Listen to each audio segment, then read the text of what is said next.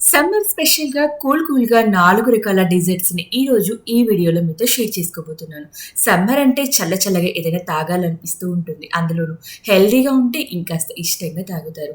మొదటగా క్యారెట్ అలాగే సగ్గుబియ్యంతో ఒక మంచి కీర్ రెసిపీని చేసి చూపిస్తాను. అలాగే గ్రేప్స్‌తో ఒక మంచి డిజర్ట్. నోట్లో ఇలా పెట్టగానే అలా కరిగిపోతుందనమాట. గ్రేప్స్ పిల్లలకి చాలా ఇష్టం కాబట్టి తప్పకుండా ఈ సమ్మర్‌లో ట్రై చేయాల్సిన రెసిపీ. అలాగే బీట్రూట్ అంటే ఇష్టపడని పిల్లలకి బీట్రూట్‌తో పాలు, పంచదార, బెల్లం, తేనె యూజ్ చేయకుండా సింపుల్‌గా ఇలా ట్రై చేయండి. ఇష్టంగా తింటారు. నోట్లో ఇలా పెట్టగానే అలా కరిగిపోతుంది. మరోసారి అడిగి మరీ చేయించుకుంటారు. ఇంకా సమ్మర్ స్పెషల్‌గా మ్యాంగోతో డెజర్ట్ చేయకపోతే ఎలా? ఇంట్లో మిగిలిపోయిన బిస్కెట్స్‌తో సమ్మర్ స్పెషల్ మ్యాంగోని జత చేసి ఇలా చేసేయండి. ఇంటిల్లిపాది ఇష్టంగా తినేస్తారు. ఇక ఏమాత్రం లేట్ చేయకుండా వీడియోలోకెళ్ళిపోదాం. Hi hello friends, welcome back to our channel. నేను మీ లక్ష్మి. ఈరోజు మన రెసిపీ సగ్గుబియ్యం క్యారెట్ కీర్ రెసిపీ చేయడానికి ముందుగా నేను ఇక్కడ ఈ కప్పుతో 1 కప్పు వరకు సగ్గుబియ్యాన్ని తీసుకున్నాను.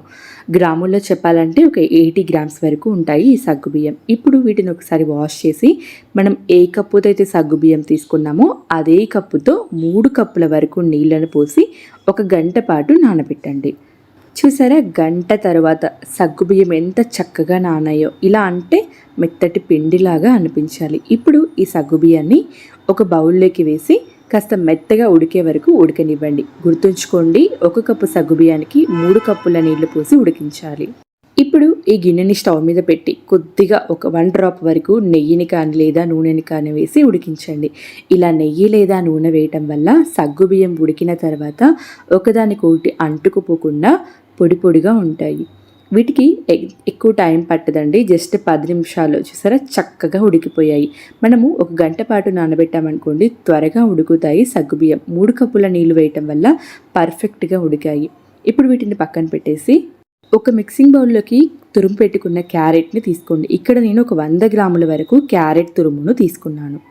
కొలత ప్రకారం చెప్పాలి అంటే నేను ఏ కప్పుతో అయితే సగ్గుబియ్యం తీసుకున్నానో అదే కప్పుతో ఒక 1.5 కప్పు వరకు క్యారెట్ తురుము అనేది తీసుకున్నాను. ఇప్పుడు స్టవ్ మీద కడాయి పెట్టి ఇందులోకి ఒక 2 టేబుల్ స్పూన్ల వరకు నెయ్యిని యాడ్ చేసుకోండి. నెయ్యి పూర్తిగా కరిగి కాస్త వేడెక్కిన తర్వాత ఇందులోకి 10-12 కాజు ముక్కలను వేసుకొని వీటిని లైట్ గోల్డెన్ కలర్ వచ్చేంత వరకు ఫ్రై చేయండి. మంటని లో ఫ్లేమ్లో పెట్టి ఫ్రై చేస్తారనుకోండి, మంచిగా లోపలి వరకు కుక్ అయ్యి మంచి రంగుతో వస్తాయి కాజు ముక్కలు. ఇలా కాజు ముక్కల్ని బాగా ఫ్రై చేసుకున్న తర్వాత వీటిని తీసి ఒక ప్లేట్లోకి పక్కన పెట్టేసుకోండి. స్వీట్ రెసిపీ ఏదైనా డ్రై ఫ్రూట్స్ కాస్త ఎక్కువగా ఉంటేనే టేస్ట్ బాగుంటుంది. అలాగే ఇందులోకి కొద్దిగా కిస్మిస్ని కూడా యాడ్ చేసుకొని ఫ్రై చేసుకొని వీటిని కూడా పక్కకు తీసుకుందాం. మీకు నచ్చితే ఇందులో బాదం కూడా యాడ్ చేయొచ్చు. నేనైతే కాజు కిస్మిస్ మాత్రమే తీసుకున్నాను. డ్రై ఫ్రూట్స్ అనేది పూర్తిగా మన ఆప్షనల్, క్వాంటిటీ కూడా మన ఇష్టం. మనకి నచ్చితే కాస్త ఎక్కువగా వేసుకోవచ్చు. ఇలా వేపుకున్న ఈ కిస్మిస్ని కూడా పక్కన పెట్టేసి ఆల్రెడీ తురిమి పెట్టుకున్న క్యారెట్ని కూడా ఈ నెయ్యిలోకి యాడ్ చేసుకోవాలి. ఈ క్యారెట్ పచ్చివాసన పోయి బాగా నేతిలో మగ్గనివ్వాలి. మనకు ఈ క్యారెట్ వేపడానికి ఒక 10 నిమిషాల వరకు టైం అనేది పడుతుంది. పిల్లలకి క్యారెట్ అంటే చాలా ఇష్టం, ఆరోగ్యానికి కూడా చాలా మంచిది. వాళ్ళు ఎప్పుడైనా స్వీట్ తినాలి అనిపించింది అని అడిగినప్పుడు ఏమాత్రం లేట్ చేయకుండా ఇన్స్టాంట్గా పిల్లలకి నచ్చేలాగా ఇలా చేసి చూడండి. అంతేకాదు, ఈ కీర్ రెసిపీ చేయడానికి మనకు నెయ్యి కూడా ఎక్కువగా పట్టదు. కొద్దిగా నెయ్యితోనే ఈజీగా యమ్మీగా ప్రిపేర్ చేయొచ్చు.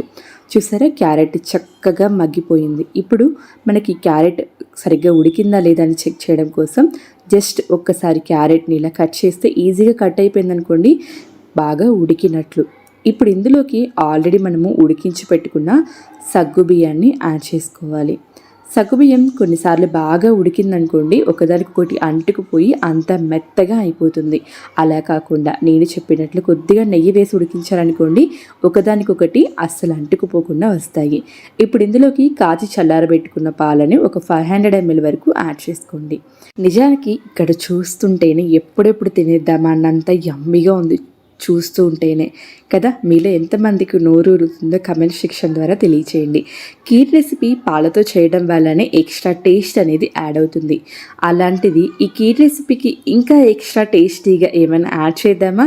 ఏం యాడ్ చేయాలో, ఎక్కడ యాడ్ చేయాలో తప్పకుండా చెప్తాను. ముందైతే ఇలా పాలను యాడ్ చేసుకున్న తర్వాత ఒకసారి అంతా బాగా కలిసేలాగా కలిపేసి మీడియం ఫ్లేమ్ మీద ఒక 5 నిమిషాల పాటు ఉడకనివ్వండి. ఇలా 5 నిమిషాల పాటు ఉడికించుకున్న తర్వాత మళ్ళీ ఒకసారి బాగా మిక్స్ చేసి ఇప్పుడు మనం ఇందులో ఎక్స్ట్రా టేస్టీగా రావడానికి ఏం యాడ్ చేయాలో చెప్తాను. ఇక్కడ నేను ఏ కప్పుతో అయితే సగ్గుబియ్యం తీసుకున్నానో అదే కప్పుతో ఒక 1 కప్ వరకు కండెన్స్డ్ మిల్క్ని యాడ్ చేస్తున్నాను. మనం చేసే స్వీట్ రెసిపీ ఏదైనా సరే ఎక్స్ట్రా టేస్టీగా రావాలి అంటే కండెన్స్డ్ మిల్క్ వేయటం వల్ల టేస్ట్ అనేది డబల్ అవుతుంది. స్వీట్ ఎక్కువగా ఇష్టపడే వాళ్ళు ఇదే కప్పుతో ఒక 1 కప్ వరకు పంచదారను యాడ్ చేసుకోండి. కాస్త తక్కువగా ఇష్టపడే వాళ్ళు ఆ కప్పుతో ఒక 1/2 కప్పు తీసుకుంటే సరిపోతుంది. ఇక్కడ నేను ఆ కప్పులో ఒక 1/2 కప్ వరకు పంచదారను యాడ్ చేశాను.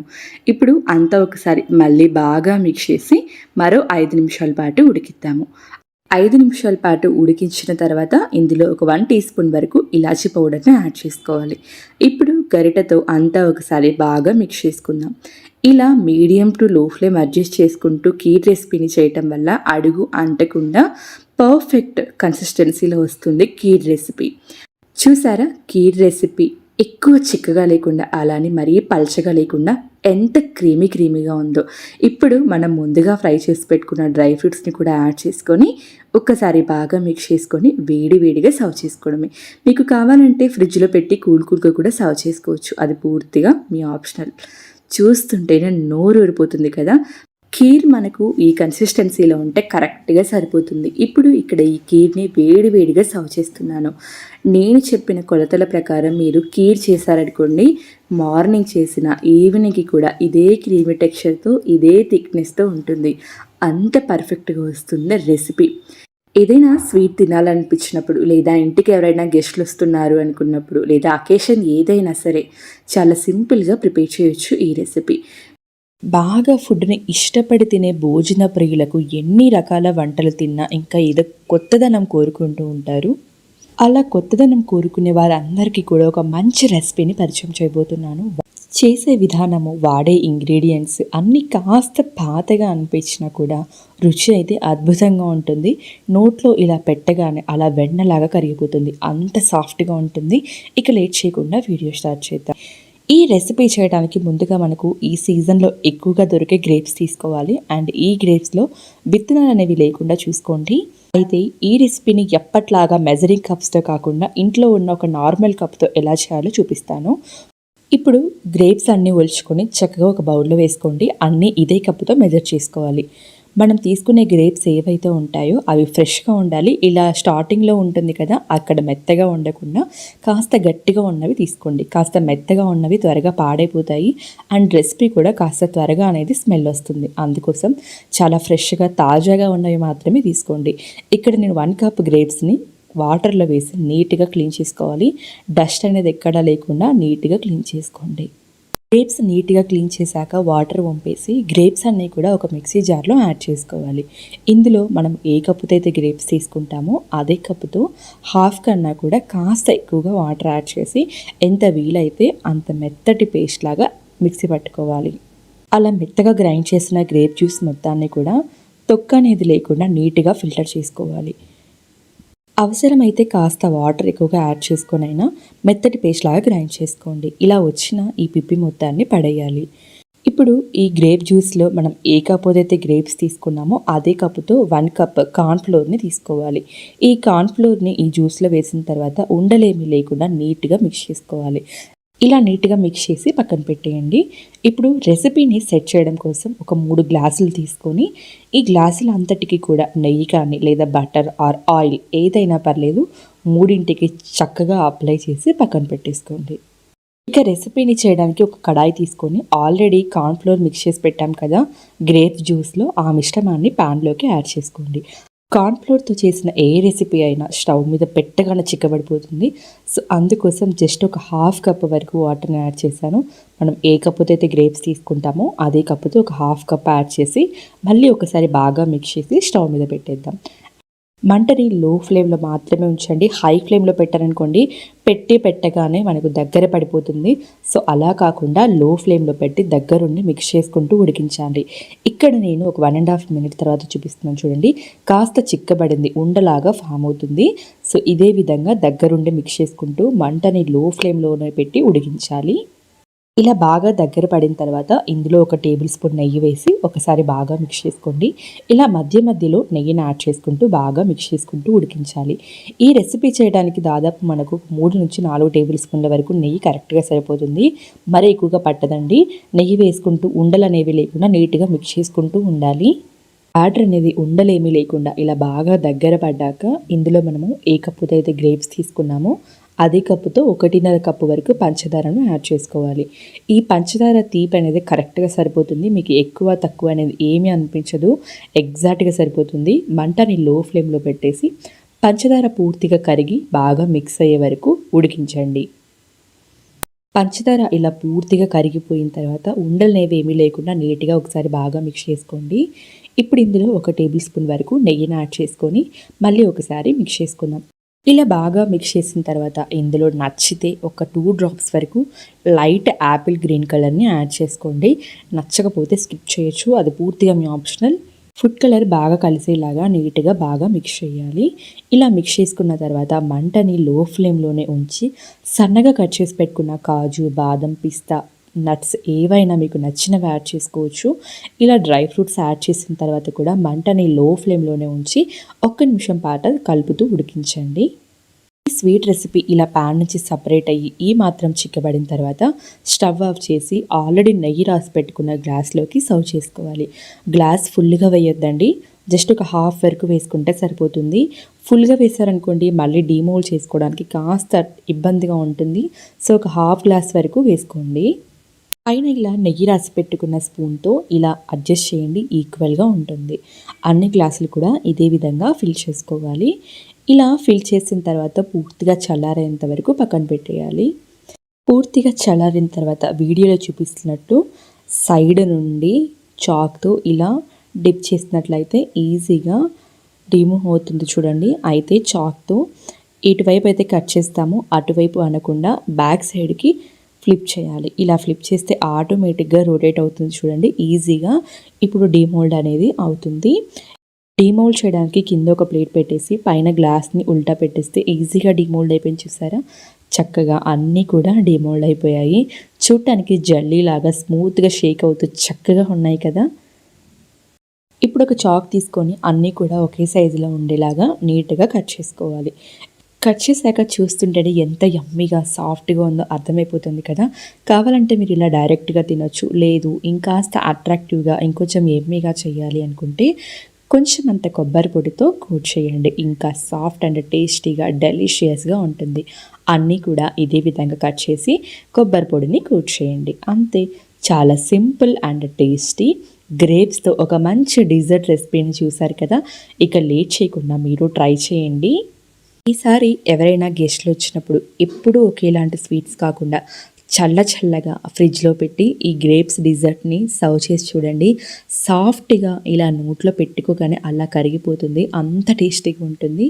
ఫ్రిడ్జ్లో పెడితే మినిమం ఒక 4 డేస్ వరకు ఫ్రెష్గా ఉంటుంది.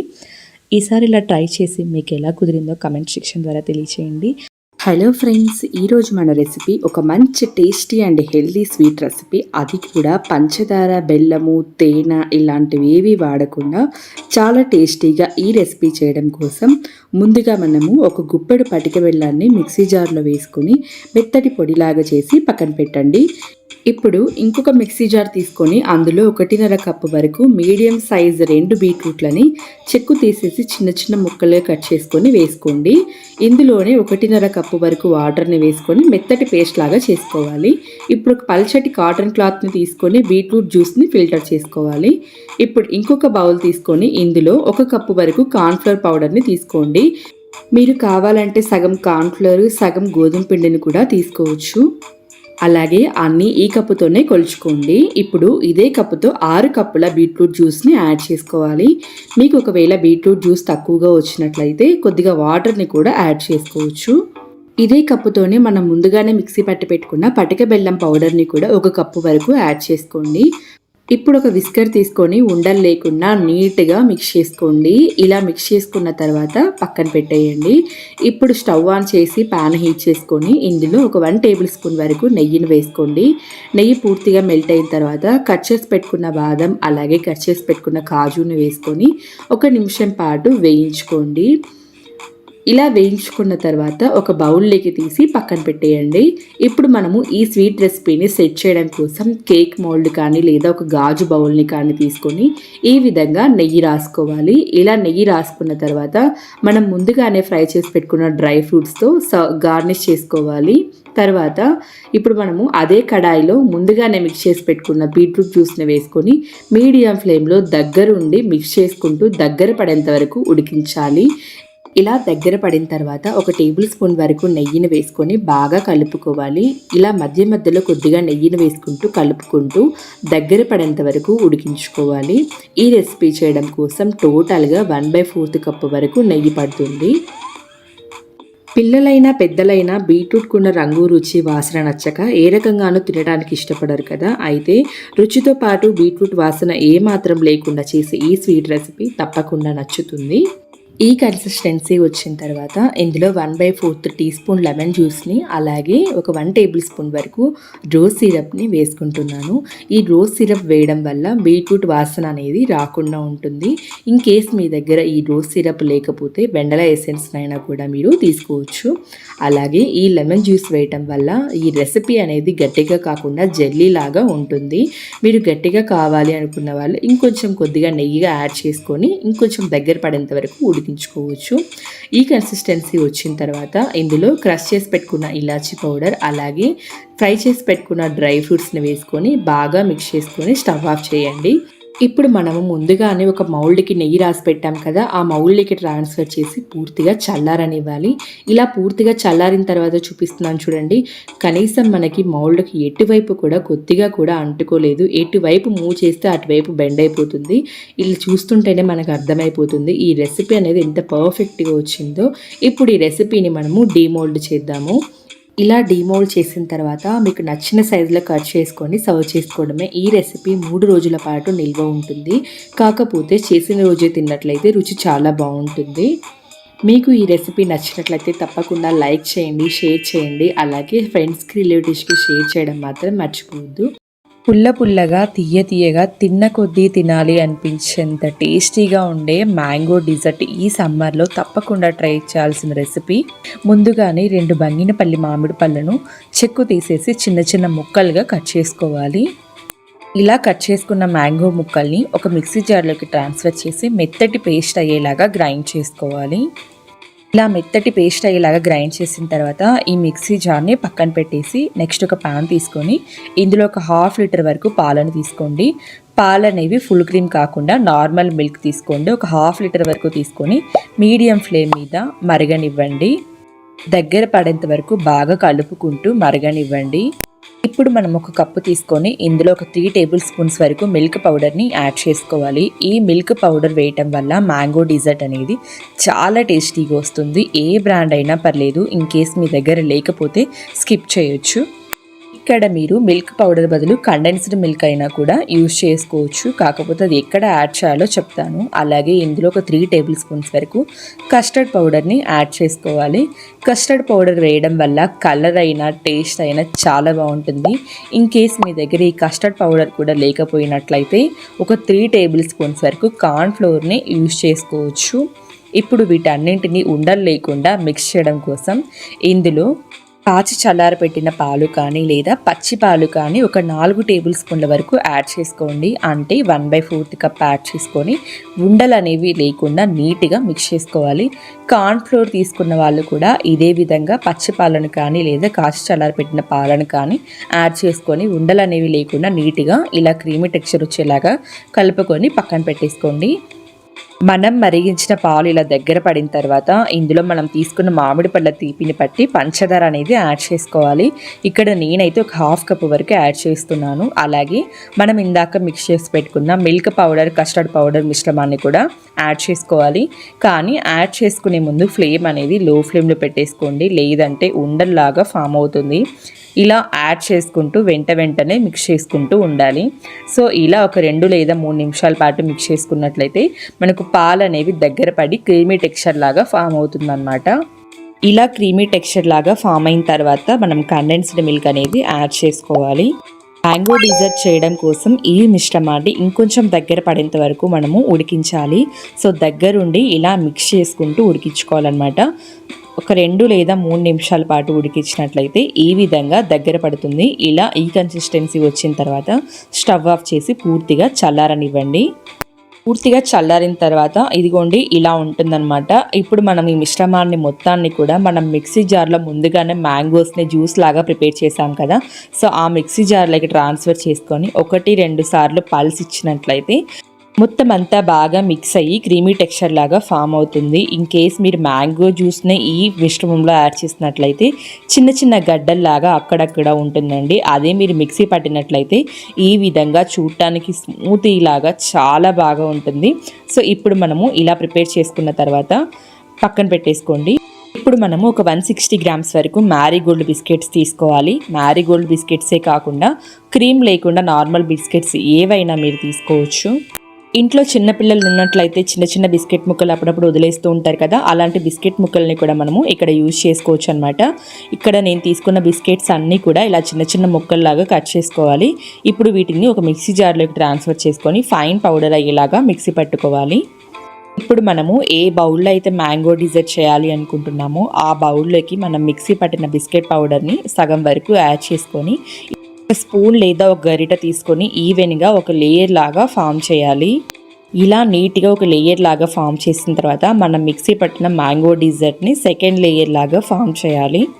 ఇప్పుడు మనము ఈ మ్యాంగో డిజర్ట్ పైన సన్నగా కట్ చేసి పెట్టుకున్న బాదం పప్పు, సన్నగా కట్ చేసి పెట్టుకున్న పిస్తా పప్పు, అలాగే సన్నగా కట్ చేసి పెట్టుకున్న చెర్రీస్, సన్నగా కట్ చేసి పెట్టుకున్న మామిడి పండు ముక్కల్ని కూడా యాడ్ చేసుకోవాలి.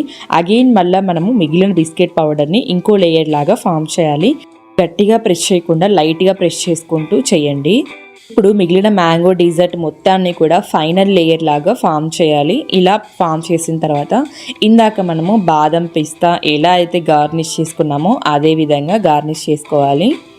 ఇలా మొత్తంగా గార్నిష్ చేసుకున్న తర్వాత 20 నుంచి 30 నిమిషాల వరకు ఫ్రిడ్జ్లో పెట్టి చల్లగా తెచ్చుకుందాము. 30 నిమిషాల తర్వాత మ్యాంగో డిజర్ట్ని చల్లగా సర్వ్ చేసుకుందాము. ఈ మ్యాంగో డిజర్ట్లో హైలైట్ బిస్కెట్ పౌడర్ ఫ్లేవర్. ఈ బిస్కెట్ పౌడర్ని మాత్రం అస్సలు మిస్ చేయొద్దండి, చాలా టేస్టీగా ఉంటుంది మధ్యలో తగులుతూ ఉంటే. సో ఇది కేక్ లాగా కాకుండా ఒక క్రీమ్ లాగా ఫామ్ అవుతుంది కదా, సో మనకు తీసుకున్నప్పుడు కూడా కేక్ పీస్ లాగా కాకుండా మామూలుగా ఏదో ఒక లిక్విడ్ లాగా ఫామ్ అవుతుందండి. సో ఇలా మనము సర్వ్ చేసుకునేటప్పుడు కొద్దిగా డ్రై ఫ్రూట్స్తో గార్నిష్ చేసుకొని సర్వ్ చేసుకున్నాం అనుకోండి, చాలా టేస్టీగా ఉంటుంది. సమ్మర్ స్పెషల్గా ఈరోజు మన వీడియోలో చూపించిన ఈ 4 రకాల డిజర్ట్స్ మీ అందరికీ నచ్చాయని అనుకుంటున్నాను. ఫ్రూట్స్తో వెజిటబుల్స్తో ప్రిపేర్ చేసిన ఈ healthy and tasty dessert recipes మీ అందరికీ నచ్చితే తప్పకుండా ట్రై చేయండి. ఈ 4 రకాల డిజర్ట్స్లో మీకు ఏ డిజర్ట్ నచ్చింది కూడా కమెంట్ సెక్షన్ ద్వారా తెలియచేయండి. అలాగే మీకు ఎలాంటి వీడియోస్ కావాలో కూడా కమెంట్ సెక్షన్ ద్వారా తెలియచేయండి. ఈ వీడియో మీకు నచ్చినట్లయితే ఫ్రెండ్స్ అండ్ ఫ్యామిలీ మెంబర్స్కి షేర్ చేయడం మాత్రం మర్చిపోవద్దు. మరెన్నో రెసిపీస్ కోసం వెంటనే మన ఛానల్ని విజిట్ చేయండి. ఫేస్బుక్ పేజ్, ఇన్స్టా పేజ్ని ఫాలో అవ్వడం మాత్రం మర్చిపోవద్దు. For more recipes please visit our channel, don't forget. అలాగే ఈ రెసిపీస్ మీకు నచ్చినట్లయితే ఛానల్ని సబ్స్క్రైబ్ చేసుకొని ఫాలో అవ్వడం మాత్రం మర్చిపోవద్దు. ఫ్రెండ్స్ అండ్ ఫ్యామిలీ మెంబర్స్కి షేర్ చేస్తారు కదా. ఇలాంటి మరెన్నో మంచి రెసిపీస్తో మళ్ళీ కలుద్దాం. అంతవరకు బాయ్ మరి.